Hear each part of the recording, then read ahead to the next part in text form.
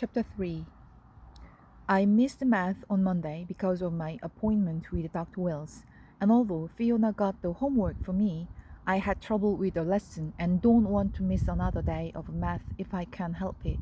So after my fitting at Hank's, Mom and I go through the Taco Bell drive-thru, and I gobble down lunch and get back to school in time for 5th and 6th periods. I managed to catch Fiona up on the day's events during 5th, and I make her laugh too by calling it Frankenstein's lab. Wow, she says as she's walking with me over to the math wing. Chloe sounds amazing. She is. If she hadn't knocked on her leg, I would never have known which one was fake. So I hobble into math in a fine mood and sit in a chair that I pulled up next to Rosa. I missed you yesterday, she says, and as I'm watching her lips, working at decoding her words, she adds, I was a little worried. I'm fine, I assure her, and I feel good that she missed me. So I start babbling about being fitted for a leg at Frankenstein's lab. She laughs too, and I'm really enjoying that I'm making people laugh instead of squirm or turn away.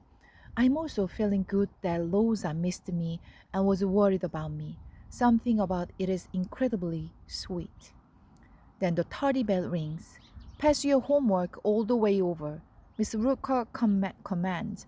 She's looking even more stony-faced than usual, seizing up the class from behind the podium. All the way over? Somebody asks. We are not grading them. All the way, Miss Rooker replies. Oh boy, I grumble because my paper is incomplete. Barely started is more accurate. I'd planned to get help from Fiona, but it hadn't happened, and I'd planned to fill in the blanks during the explanation like a lot of people do, but there's no getting away with that now.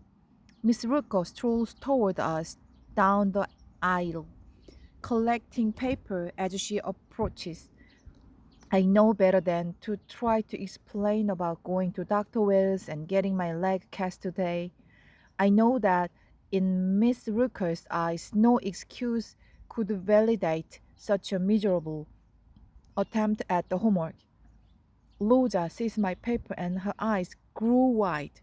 She passes hers to me and whispers something, but I can't understand it, and I'm not in the right frame of mind to try. Instinctively, I place her work on top of mine. The penmanship is jagged, like her hands can't quite produce a smooth line. The numbers are a combination of miniature, lightning bolts, and uneven curves.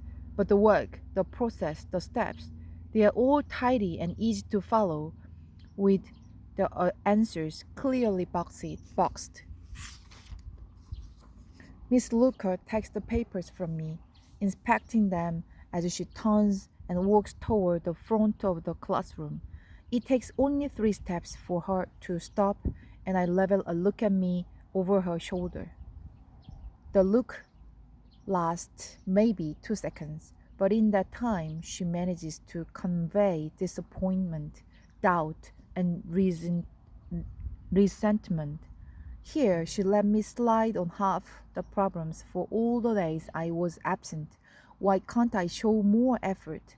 I want to scream because I've missed a month of school. That's why. Because I just about died. That's why. Because everything I do is hard now. That's why. Instead, my chin quivers and I turn away. Rosa passes me a note. I can help you after school. My mom's picking me up right after I write back. Way inside, though, I know this is an excuse. The truth is, I'd rather have Fiona help me. I can understand Fiona. She's my friend. She's comfortable. Rosa writes, call me if you want, and jot down her phone number. I smile and nod and tuck away the note, then turn my attention to the board, where Miss Rooker has begun the lesson. It's hard to concentrate, though.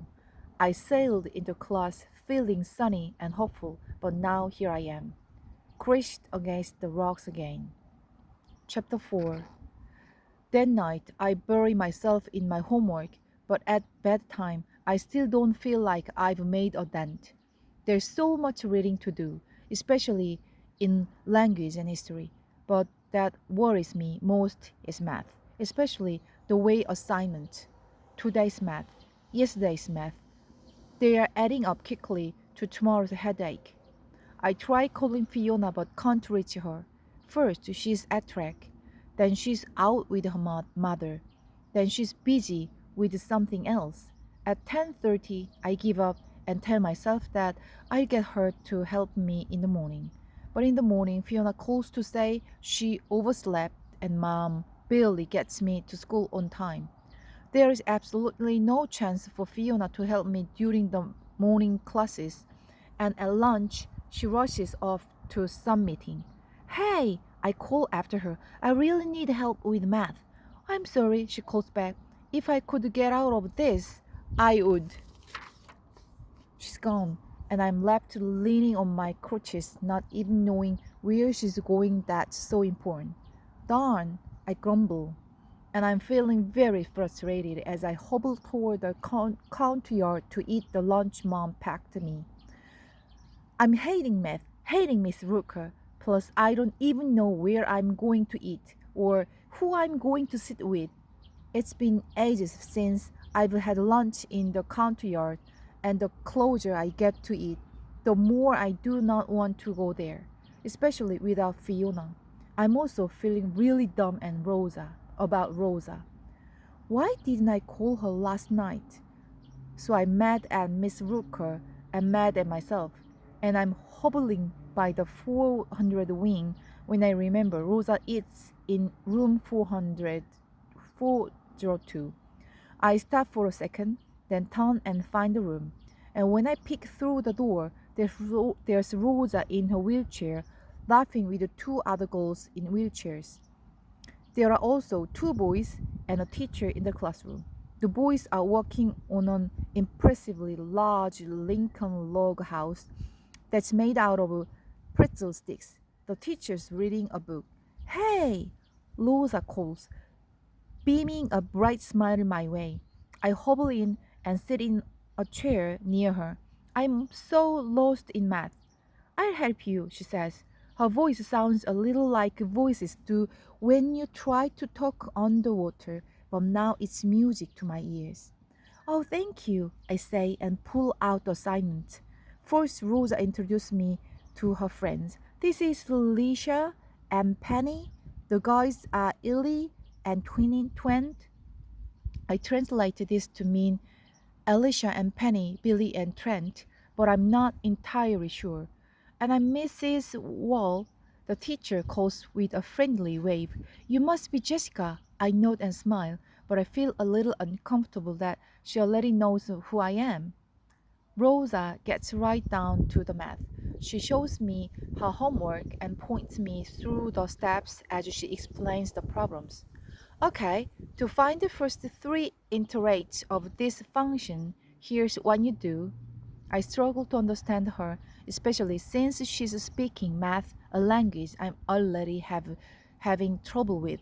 But seeing her work really helps, and at the end of each problem, she forces me to get it by making me do the problem on my own without looking at her paper. She's patient and encouraging, and every time I solve a problem right, she says, "See, you are getting it." And as I begin solving them on my own, she smiles and says, "See, it's easy." And with her help, that's what it becomes. Well, almost anyway. When the warning bell rings, I pack up my things, and Rosa says, "I can help you anytime." "Thanks," I say back, and this time I know that I'll take her up on it. "I can come over too," she says. I hesitate, wondering how in the world that would work, or how she could even offer. It would probably be a lot easier for me to go over to her house, but again, my mind is defaulting to relying on Fiona for help. Then she totally surprises me by saying, I would love to meet your dog. He seems so happy. I blink at her.